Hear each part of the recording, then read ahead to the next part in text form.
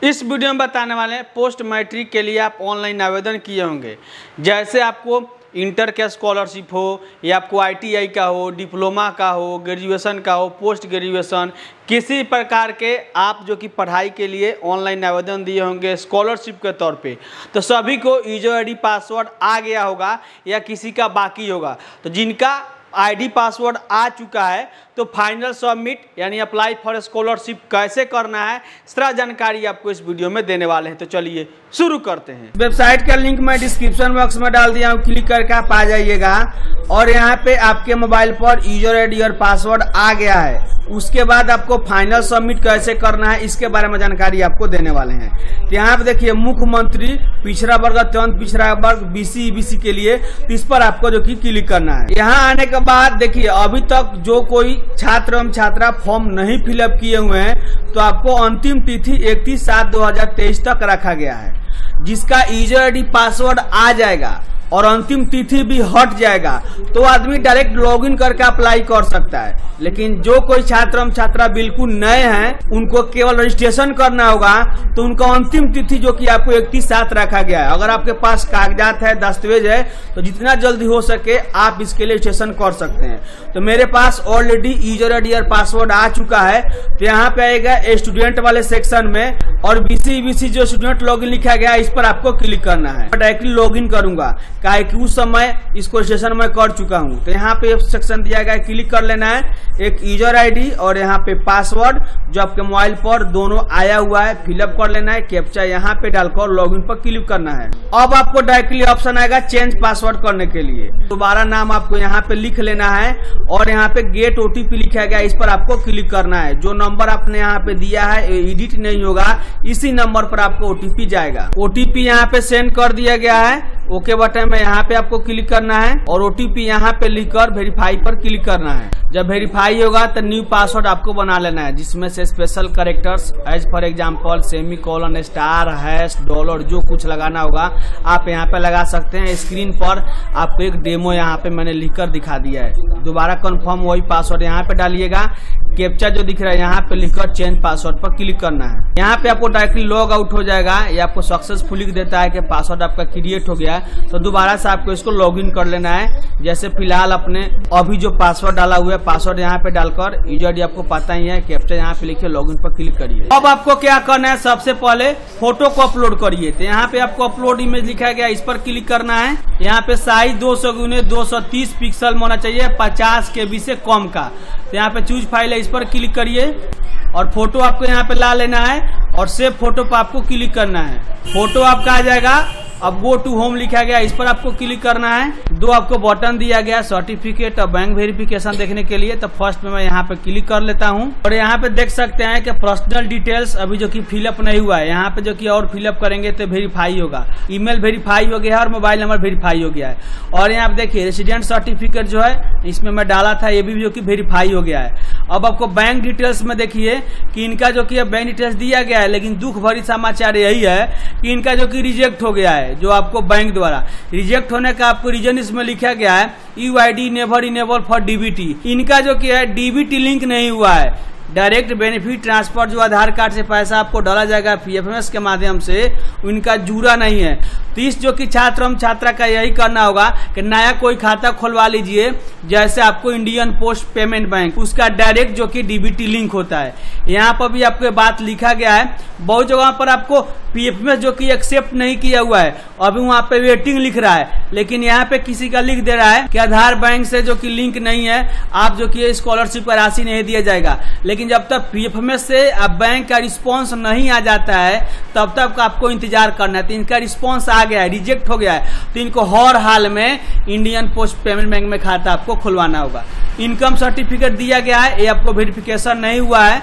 और यहाँ पे कास्ट सर्टिफिकेट वेरीफाई हो गया है, यानी आवासीय और जाति प्रमाण पत्र दो वेरीफाई हुआ है और इसमें आय प्रमाण पत्र वेरीफाई नहीं हुआ है। लेकिन कहने के लिए यहाँ पे बात आपको बताया गया है कि जाति आय निवास तीनों वेरीफाई हो जाएगा, उसके बाद ही जो कि आप आवेदन करिएगा। लेकिन भैया टाइम किसको पास है इतने इंतजार करने के लिए। चलिए यहाँ पे मैं फाइनल सबमिट करके आपको इसमें दिखाता हूँ। अपडेट पर्सनल डिटेल्स पर आपको क्लिक करना है। पूरा डिटेल्स आपको आ जाएगा।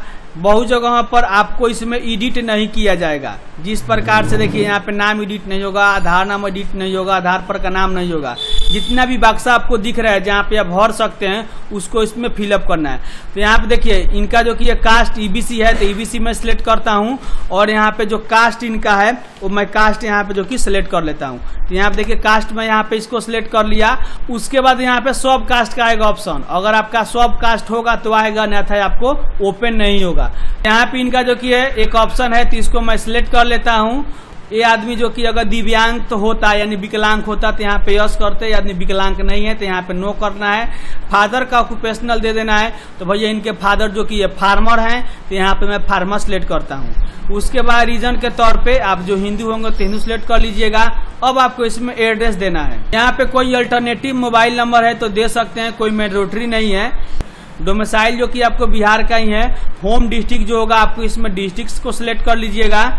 उसके बाद आपका होम जो ब्लॉक होगा ब्लॉक अपने इसमें सिलेक्ट करिएगा। उसके बाद आपका एरिया पिन कोड होगा, अपना पिन कोड यहाँ पे लिख लीजिएगा और कोरस्पॉन्डिंग जो एड्रेस होगा, गांव का नाम, पोस्ट ऑफिस, डिस्ट्रिक्ट जो कुछ होगा सारी चीज आपको इसमें भर लेना है। और यहाँ पे जो कि सेम एज एबव कर लेना है, काहे कि मैक्सिमम आदमी का प्रेजेंट और परमानेंट, जैसे कोरस्पॉन्डिंग और परमानेंट सेम ही होता है तो टिक कर लीजिएगा। अगर आपको अलग अलग होता है तो यहाँ पे दोनों जगह पर अलग अलग अपना भर लीजिएगा। अपडेट बटन है, इस पर आपको क्लिक करना है। अब आपको इसमें बैंक डिटेल्स पर क्लिक करना है। यहाँ पे बैंक डिटेल्स में आपको डायरेक्टली लिख कर आ गया है कि your Aadhaar is not seeding from your bank account, DBT Aadhaar number not available. तो यहाँ पे देखिए इनका एडिट करने का ऑप्शन आ रहा है, तो भैया इनको मैं यही सलाह दूंगा जिसका डीबीटी लिंक नहीं है वो अपना जो कि खाता को जरूर खुलवा लें, आपको अपडेट हो जाएगा तब जाकर बैंक वेरीफाई आपको हो जाएगा। यहाँ पे देखिए जिस प्रकार से आप बैंक अकाउंट इसमें दे रहे हैं, जो नया खुलवाइए इंडियन पोस्ट पेमेंट बैंक में या कोई दूसरा आप देना चाहते हैं तो सबसे पहले आप IFSC कोड लिख लीजिएगा, ऑटोमेटिक आपका बैंक फैच कर लेगा। उसके बाद यहाँ पे अकाउंट नंबर लिख लीजिएगा और ये अकाउंट में जो कि आपको वही भर लेना है बैंक अकाउंट, और यहाँ पे अपडेट बटन इस पर आपको क्लिक करना है। जब आपको अपडेट हो जाएगा उसके बाद से आपको वेरिफिकेशन होगा फिर से, यानी बैंक वेरिफिकेशन। तो कभी भी आप लॉगिन करके आप चेक कर सकते हैं, फाइनल सबमिट भी कर दीजिएगा ना तो अभी आप इसमें चेक कर सकते हैं। उसके बाद जैसे यहाँ पर अपडेट आपका कंप्लीट हो जाएगा उसके बाद आपको सर्टिफिकेट डिटेल्स पर क्लिक कर लेना है। अगर यहाँ पे देखिए 3 प्रकार का जो सर्टिफिकेट आपने डाला हुआ, आवासीय, आय और जाति प्रमाण पत्र, तो 2 जो कि आपका वेरीफाई हो गया है और एक अभी पेंडिंग में है, या किसी कारणवश आपका वेरिफिकेशन कंप्लीट हो गया है, रिजेक्ट नहीं हुआ है, तो डायरेक्टली आपको क्या करना है, गो टू होम पर क्लिक कर लीजिएगा या आपको यहाँ पर डायरेक्टली अप्लाई कर लीजिएगा, अप्लाई फॉर स्कॉलरशिप। ये आपको लगता है कि मेरे द्वारा दिया गया कागजात रिजेक्ट हो गया है, जो आप होम बटन में भी क्लिक करके आप पता कर सकते थे, तो जब रिजेक्ट हो गया होगा, जैसे यहाँ पे देखिए लगता है कि मेरा आवासीय रिजेक्ट हुआ है, तो चूज फाइल करके यहाँ से अपडेट आप जो कि इसमें कर सकते हैं, कोई दिक्कत नहीं है। और फिर से आपको इंतजार करना होगा वेरिफिकेशन के लिए। जब लॉगिन करके देख लीजिएगा कि मेरा जो कि वेरिफिकेशन कंप्लीट है, तो उस कंडीशन में आप जो कि डायरेक्टली अप्लाई फॉर स्कॉलरशिप पर क्लिक कर सकते हैं। रिजेक्ट होगा तो इसमें अच्छा सुविधा आपको दिया गया है कि आप दोबारा से जो कि उस डॉक्यूमेंट को अपलोड करके सही जो कि आप इसमें करा सकते हैं। चलिए इनका जो कि डाटा सब कुछ सही है, तो मैं डायरेक्टली यहाँ पे क्या करता हूँ, अप्लाई फॉर स्कॉलरशिप वाले सेक्शन पर क्लिक करता हूँ। अब आपको यहाँ पे इंस्टीट्यूट का कोर्स डिटेल्स आपको देना होगा। तो जो कोई आदमी रिन्यूअल करता होगा, पहले भी पैसा लिया होगा तो आदमी रिन्यूअल करेगा, तो रिन्यूअल के तौर पर अपना डिटेल्स भरेगा। तो आदमी बिल्कुल फ्रेश है तो मैं फ्रेश इसमें रखने देता हूँ। और एकेडमिक ईयर इनका जो कि सेशन कौन सा है, तो इनका जो कि 22-23 अभी फिलहाल अप्लाई हो रहा है, तो 22-23 आदमी सिलेक्ट करेगा। बशर्ते कोर्स जो कि है आपका 22-25 हो, 22-23 हो, 22-28 हो, उससे कोई फर्क नहीं पड़ता।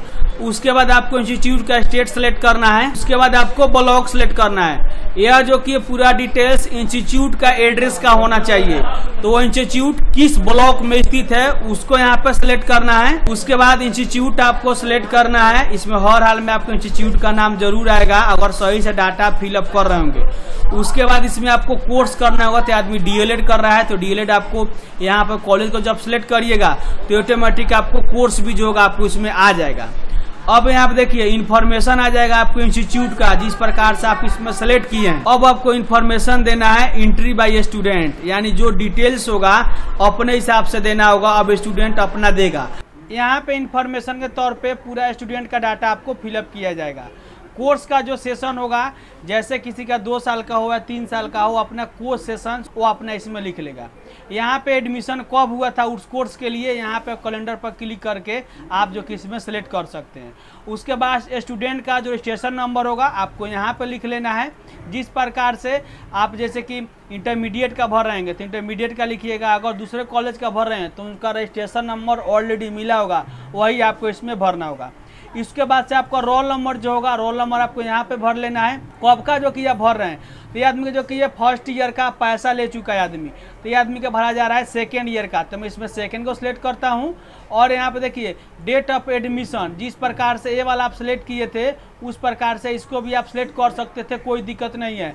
लेकिन आपके पास अगर दूसरे साल में एडमिशन स्लिप होगा उसको यहाँ पे आप सिलेक्ट कर सकते हैं। उसके बाद देखिए क्लास जो कि सेशन आपको बता देना है कौन से क्लास के लिए, तो यहाँ पे आपको लिख लेना है। मोड ऑफ स्टडी के तौर पे आप यहाँ पे रेगुलर को सिलेक्ट कर सकते हैं।